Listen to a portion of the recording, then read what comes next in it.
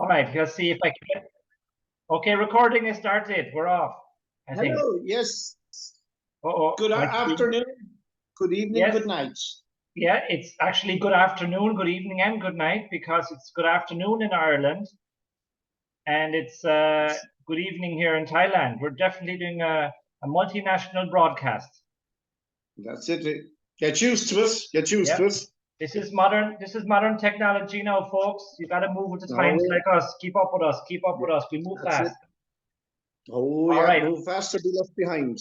No more small talk. Let's get straight into the serious stuff.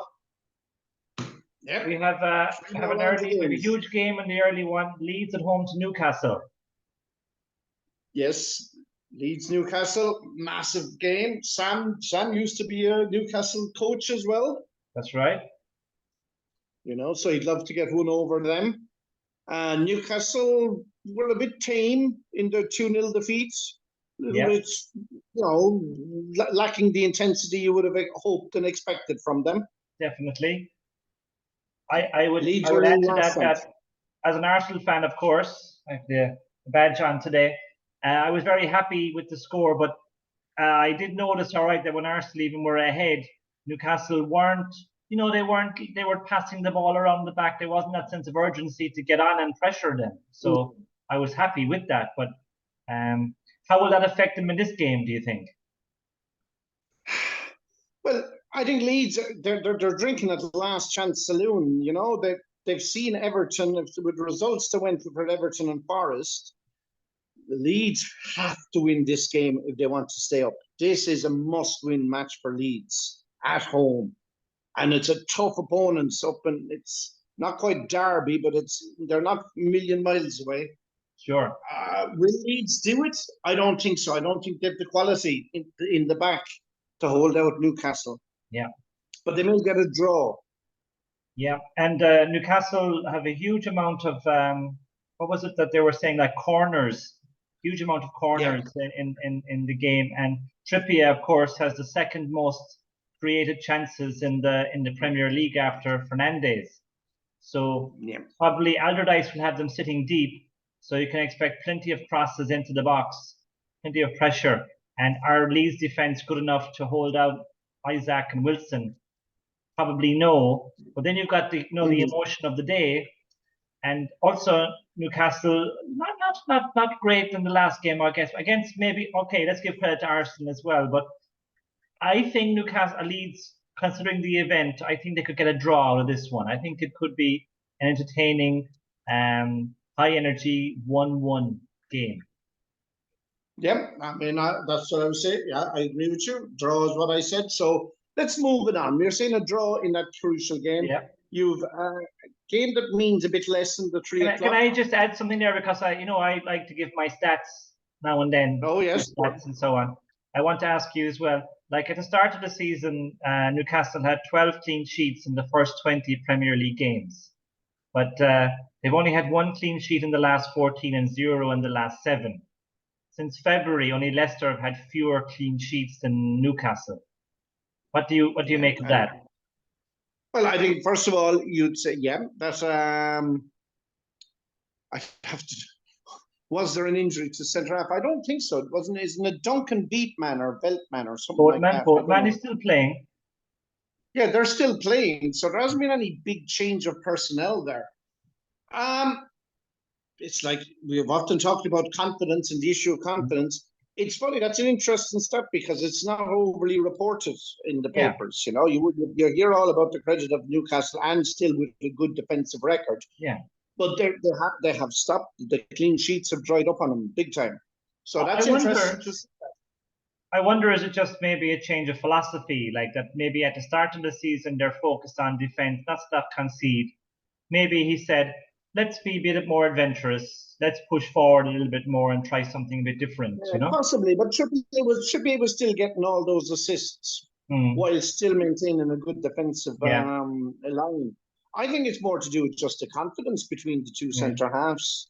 Maybe so. You know, maybe it's dropped a little bit, and that's where the errors come in.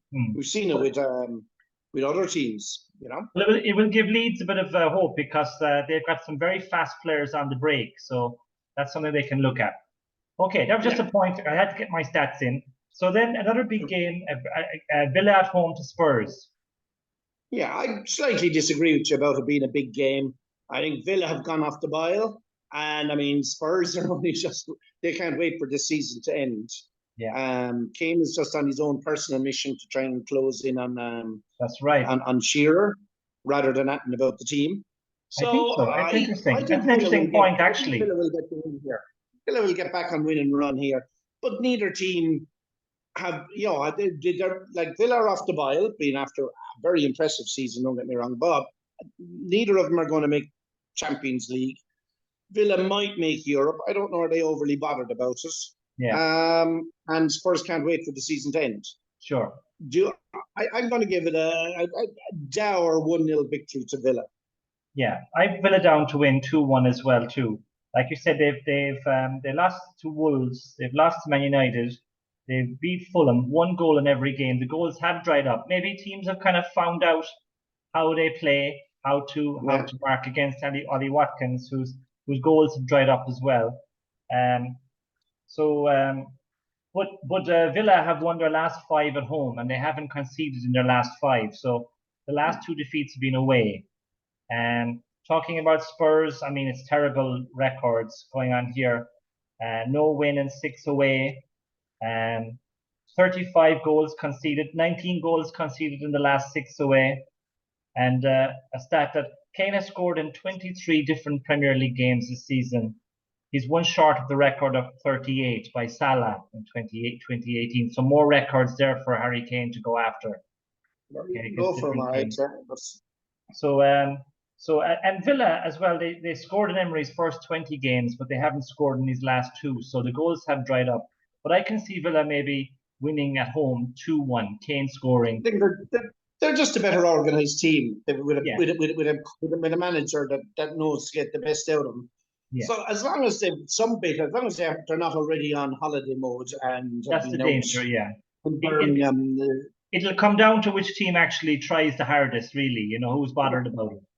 You know, yeah. And I don't fancy Spurs away. They've no win in 6 away, so Villa to win. Let's go for that. Okay, the next one I think again it's important for Forest, but Chelsea at home against Nottingham Forest. Do you see anything? I mean, Lampard got the bogey off his back. Yes, I think like against the game against Bournemouth, they won, but they were actually lucky to actually win that game. Bournemouth were pressing hard and were unlucky not to take the lead before Chelsea got 2 late goals. But I think that could be like the thing that kind of liberates Chelsea a little bit. And I see them beating Forest. I mean, we've spoken many times about Forest's woeful away performance anyway. They've lost their last 7 away. They haven't lost. They lost 9 in 1962, so they're heading for a record. 18% of their points only have come away from home. But then Chelsea are winless in the last 5. I just think that the win against Bournemouth, and they're good individual players. I mean, there's quality there. It has to, like you said, even if the manager is no good, eventually the players will get together themselves and try to get a system going, get to know each other. So I fancy Chelsea to win this one. I'd agree. I mean, as you say, Forest away from home are a very different proposition to Forest at home. Yeah. They got the big win they needed last weekend. They might think that might be enough. Who knows? We'll see. But certainly, I don't see them getting that in here. Okay. All right. So, then 2 teams that are safe.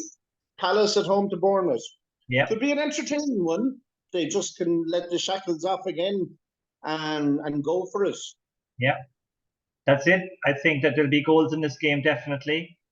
We know about Ray Hodgson. His new mantra is shoot. Wherever you are, if you're the goalkeeper, have the ball, shoot. Maybe he's asking someone to put him down. Yeah, maybe he's getting. Yeah, he looks a bit senile, but I mean, fair play to him. He's turned it around for Palace. Yeah, absolutely, respect 100% for what he's coming in and doing that. It's just a short-term fix. Obviously, he won't be there next season. I mean, but he steadied the ship when they were kind of like faltering in the era. Bournemouth, I mean, credit to Bournemouth as well. They look safe now. I think that they've definitely punched above their weight looking at their squad, and fair play to them. They've done really well with what they had, and they deserve, They've of done it. course. Obviously next season, who knows? And we could be saying, oh, well, they only delayed the inevitable. But there's nice money in staying up, so Yeah, that's what they need as well. exactly. And they've won their last 3 away, which is a great thing.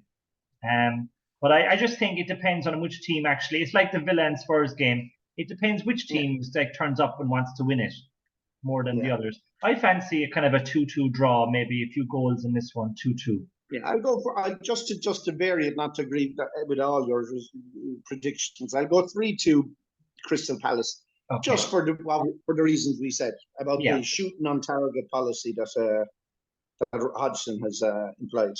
Yeah. Okay, we've got now from a Liverpool standpoint a very important game. Manchester United goes home to Wolves. How do you say? Or wobbling near the finish line? United have lost their last two away games. Lost to West Ham 1-0. They lost to Brighton 1-0. But at home, there seem to be different beasts at home. They've won 24 at home this season. The record they have is Premier League is 2003 when they won 27 at home. So they've been very strong at home, and they're unbeaten in 4 of their last 5, clean sheet in all of them. And also, of course, Rashford is a different beast as well at home. He's going for a record as well. He's got 19 home goals this season. Rooney's record is 20. But so against a Wolves team who are very traditionally very poor away. They have lost 10 of their last 11 against teams in the top 4. They've won 2 out of 21 away games this season. In the last 2 seasons, knock out Forest because Forest got promoted, but in the last 2 seasons, Wolves have the fewest away points, only 12 points, and they're the lowest scorers in the league this season. So I think it all has to point towards a Man United win on this one, especially after losing 2 games. They'll be up for this one, I think. Yeah, I'd agree. This is not the one. Like if Liverpool are looking, how are we? Are we going to catch? Are Liverpool going to catch them? First, I think no. I think that it's the games are running out. They're running out of games. Yeah. And this one, for the reasons you said about Wolves' away record, United's Old Trafford record, and Den Haag is going to be pushing, saying this. We're now auditioning for FA Cup final places. Yeah. Exactly, yeah. So for squad, and so that should, I think, that'll light a fire on them. I see this being a relatively comfortable 2-0 victory for United. Yeah. Just a small thing. They talk about Rashford. Most of that has come the connection between Fernandes and Rashford. Fernandes has created 34 chances for Rashford this season, and since records began in 2007, only 2 other combinations have had a higher number. One was for Kane. Who do you think was supplying the passes for Kane? That was, I think, a couple of seasons ago. A couple of seasons ago. Well, he's playing for Man United now. He's playing for Man United at the moment. He's a Man United player that used to play for Spurs, giving loads of assists. Eriksen, of course. Eriksen, yeah. And the other one you'd never guess in a million years was Troy Deeney to Ighalo for Watford. My God, I was going to say Sturridge and Suarez, but there we go. I wouldn't have guessed. There you go. It's a funny old game. All right, so now you to win. Then, okay, let's go. Last game of the day. Yeah. Southampton against Fulham. Yep. Okay, I'm going to take this first, okay, because obviously, look, Southampton are gone. They're not mathematically gone, but they're gone. Yeah. And this, I think they'll actually have, there'll be a response. The shackles are off. They know they're gone. Mm-hmm. I think you saw with the head drop, the way they dropped at the end, losing, the way they lost their last match, I think it was against Forest. 4-3 against Forest. And that's basically near, I won't say saved Forest, but it's definitely condemned Southampton. Yeah. So the shackles are off. They'll actually, I think they might go out and say, look, we'll give something for the fans of one of the last home matches in the Premier League for a while. I wouldn't be surprised if they go out and win this game. Yes. Because of that, because the shackles and the pressure, they go, look, we're down.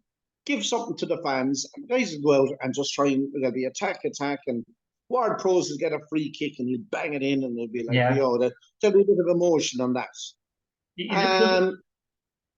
Is it true that Mitrovic Yep. is back? Is Mitrovic back for this one? Is he available after his ban? I wonder. I think he's available. Yeah. I'm not 100% sure, but Yeah. I think he is available.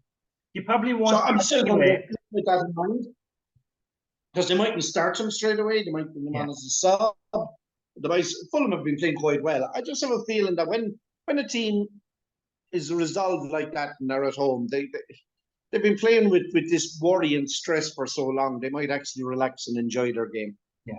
I see it from a different point of view. I think that they've like added pressure about, will they go down? Now they're not. If they don't win this one, they're gone. And I think actually they will lose this one as like to put us out of our misery, because we've been like, it's been, are we going to go? Are we not going to go for so long? If we lose this, then we're definitely going down. Then we can relax a little bit. Don't have this pressure on us anymore. And they've proven actually in their attack that. I just feel that Fulham, I think Fulham will beat them. I think Southampton are just poor. And it just goes back to how poor Arsenal were, that they couldn't beat Southampton at home in that 3-3 game. That's the game. If Arsenal, that's 2 points. That might be very costly. Well, I'm going to go for Fulham to win that one. You're going Fulham win. I'm going Southampton win. Okay, right. We've Sunday games, 3 matches on Sunday. We're going to just rattle through them quickly because Yeah. time might be our friends here with compliments of Mr. Zoom. Brentford at home to West Ham United. Mm-hmm. Have West Ham done enough? I think so, especially after the exertions midweek Thursday, where they beat AZ Alkmaar 2-1 in the Conference League. So they probably have the return game next week, right? I imagine. So I think West Ham probably are safe. So they're going to be resting players probably for that game. Brentford at home, they've lost very few games at home this season. And I see them maybe winning this one, maybe 1-0. Could be a bit of a dead rubber of a game. Maybe 1-0. I'm going to. Yes, I would agree with you there. Just moving. I got to see there's some background noises. They wouldn't have the cows come into the house again. That's it, something like that now. So anyway, yes, I would agree. Brentford at home, well organised. We'll want to finish their home season. This isn't their last game at home, but you can see the light. And I agree with you. West Ham will be tired, and we'll have one eye on Thursday. And they probably feel they've done enough. Exactly, yeah. And Brentford have only lost 1 out of 13 home games, so they're pretty strong at home. So there we go. That's not going to disappear. Now, a very interesting match because they're not safe, but they had a great result out of the blue, really. Out of the blue completely, yeah. Everton at home to Manchester City. City will certainly have one eye on Wednesday, if not 2 eyes on Wednesday. Is it a chance? Is it a chance for Everton? This, you've talked about. I go first? Well, let me go first on this one. You go first. All right. Okay, I think that in the bigger picture, race for the title, well, the relegation picture as well, but for the champions, to Premier League, I think this is Arsenal's only chance. If City beat Everton in this one, I know after the Madrid game, City will have a chance to kind of go back to normally before the Champions League final. So I think that this is the game that will maybe decide the Premier League, or at least it'll give Arsenal kind of a hope, of clinching it. There's no guarantee, but if Man City win this one, I think it's all over. I'm going to go for a draw. I just think that Everton might be buoyed, a home team. They have to go for it. High intensity game, right? Which is what City won't want. They won't want a high intensity game. So let's hope that maybe Everton get a draw on this one. Maybe 2-2. Okay, well, I wish you good luck in that. I have to say, I know I don't know where all those goals came from. Maybe Brighton just fell asleep. Yes. It was a strange result. Yeah. But I don't think lightning will strike this quickly twice. So yes, I'm afraid to say I see City securing, as you say, basically securing the title in Goodison Park. Okay. I'm going to go for 2-0 City. Ah. Professional job away from home. Okay. All right. We'll see. It'll be good. It'll be one to watch. And it's good. That game will be on first before the Arsenal game, which is later. Yes. Talking about the Arsenal game, Arsenal at home to Brighton. Yeah. I think Everton, a lot of the Brighton players couldn't cope with the high intensity that Everton threw at them, and there's a few players there in the Brighton team, like they have in Cisco, a small guy from Paraguay who plays in midfield, and Mitoma as well is, if you get he's not one to he's more of a how do I say it? Like, he's not going to get stuck in, in a situation when they're like trying to defend. And I think that's Arsenal's only hope, is to put a high pressure game on them and make them into mistakes, So Arsenal have to win. Their defense is still quite weak, although the new guy coming in, who's replaced Holding, I can't remember his name. I'm an Arsenal fan. I can't remember his name. Do you know the new guy who's come in defense? Can't say no. I've been who's replaced Holding. No. Yeah. Okay. He's the bottom from. He's a Polish player anyway. I just can't remember his name.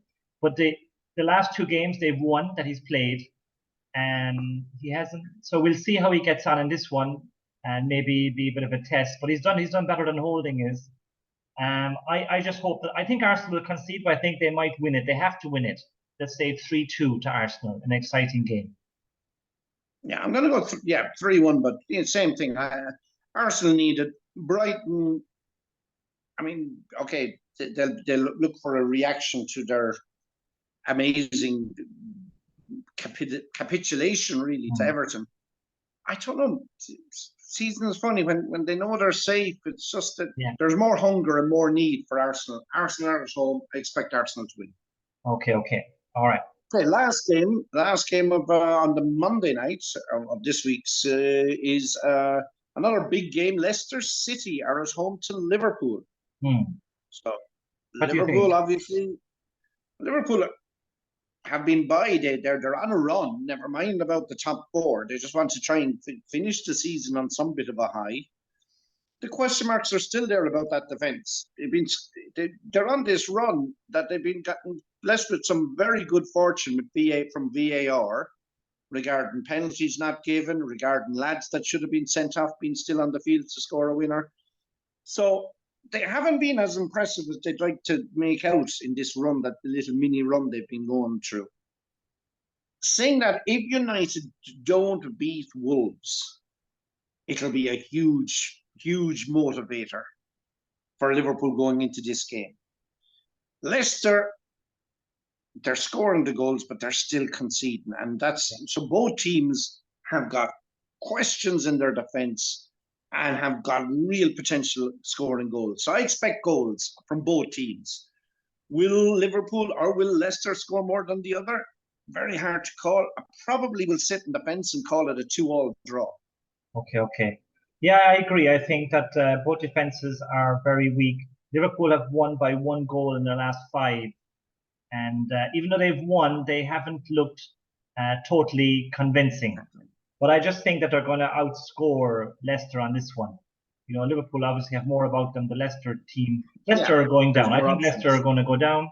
I think this will put another nail in their coffin. I fancy Jota to score against Leicester. He's had 7. He scored 7 in 7 games against them.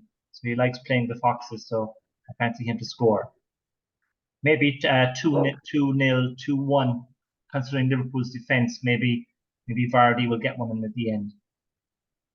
But Leicester to go down. Okay, guys, well, you've heard it there now. Exactly. These are the predictions from the Irish jury. Yeah. So is this week 37? Is this week 36 or this is 37? I think it's week 36. There's 2 more weeks after this. Okay. So yeah, we're coming into the penultimate one. So but don't worry, we'll have the Christmas edition out as well for Christmas, right? We'll get all the. We'll have our highlight reel. Yeah, the best blooper reel. The best moments. That's it. All right. I'll stop the recording there, and we'll talk to you all again soon. So long, folks. Bye.